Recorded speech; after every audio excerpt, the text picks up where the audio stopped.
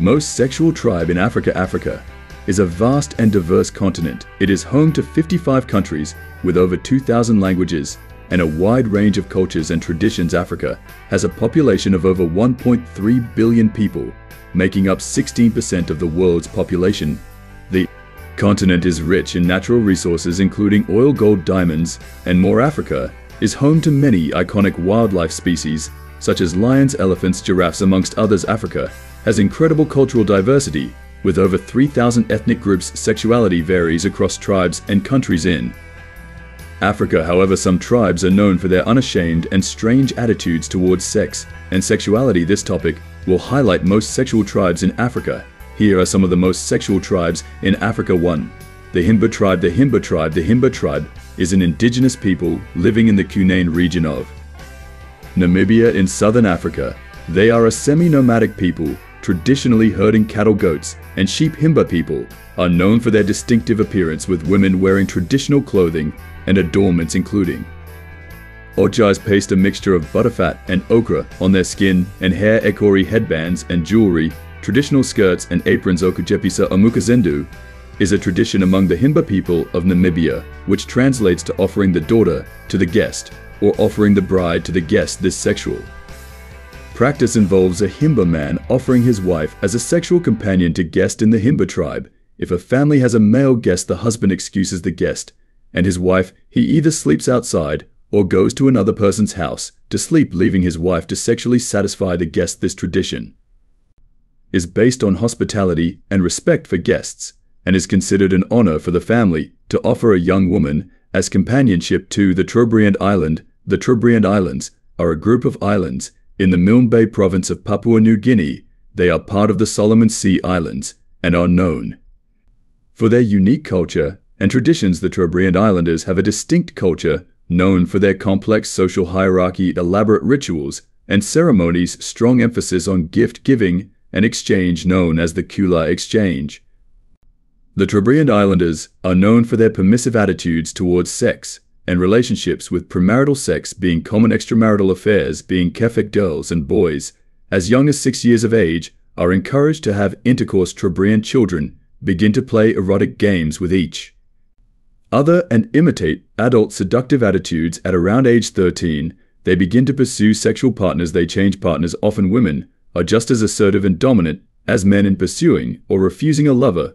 This is not only allowed but encouraged in the Trobriand Islands. There is no traditional marriage ceremony. A young woman stays in her lover's house. Instead of leaving it before sunrise, the man and woman sit together in the morning and wait for the bride's mother to bring them cooked yams. The married couple eat together for about a year and then go back to eating separately. Once the man and woman eat together, the marriage is officially recognized.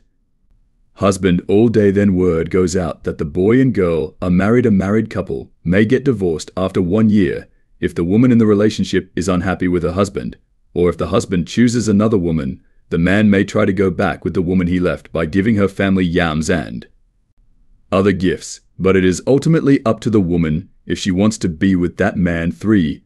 The Wodabe tribe. The Wodabe, also spelled Wodabe or Bororo, are a nomadic ethnic group living in the Sahel region of West Africa, primarily in Niger, Chad, and Cameroon. Wodabe are nomads traveling seasonally with their cattle herds in search of grazing land. Wodabe have a rich cultural heritage with a strong emphasis on storytelling, music, and dance. The Wodabe tribe are known for their Girawol festival. The Girawol is an important event in Wodabe culture, reflecting their values and traditions. The Girawol Festival is an annual celebration of the Wodabe people, a nomadic ethnic group in the Sahel region of West Africa. During the festival, men dress up in elaborate costumes and makeup to compete for female attention and admiration. Wodabe men compete in elegance with an emphasis on physical appearance and creativity in dress.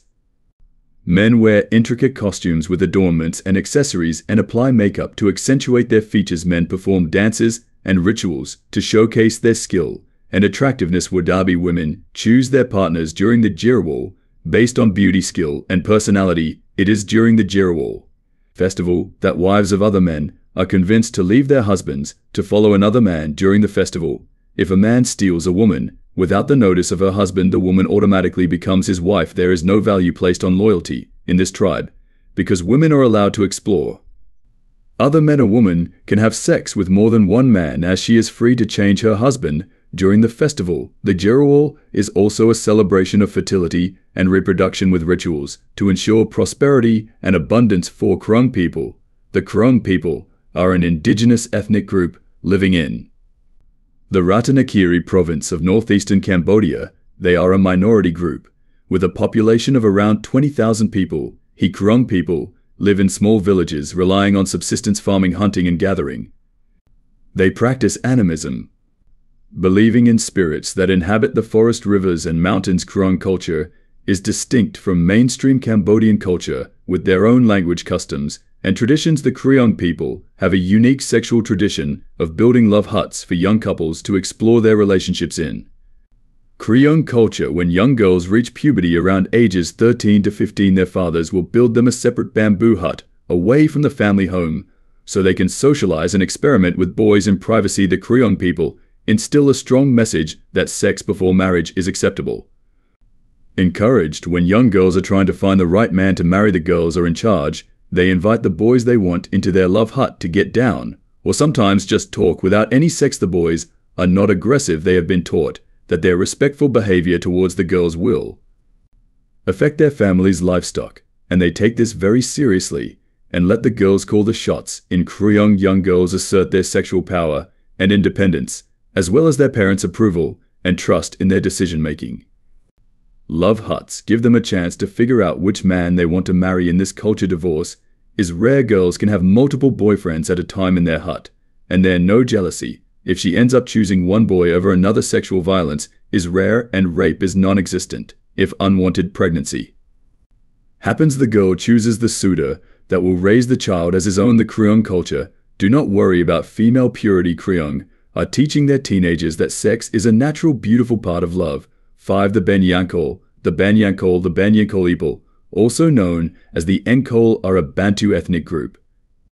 Native to the Ankol region of Uganda, they are primarily found in the southwestern part of the country, in what was historically known as the Ankol Kingdom. The Banyankol are known for their rich cultural heritage and traditional cattle-keeping practices. The Banyankol people practice a sexual activity known as the potency test. It is a traditional practice among the Banyankol tribe in Uganda.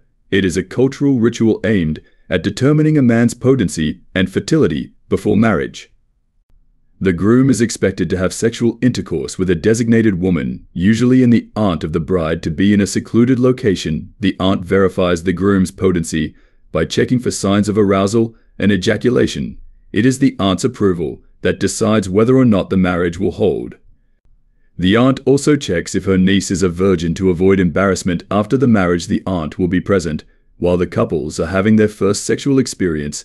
This is done to help the couple improve their sexual experience. The potency test is a cultural practice that reinforces traditional values and beliefs about masculinity, fertility, and marriage. The purpose is to ensure the groom is capable of fathering children, to confirm his masculinity and virility, to avoid infertility and childlessness in marriage. It highlights the importance of childbearing in Banyankol society.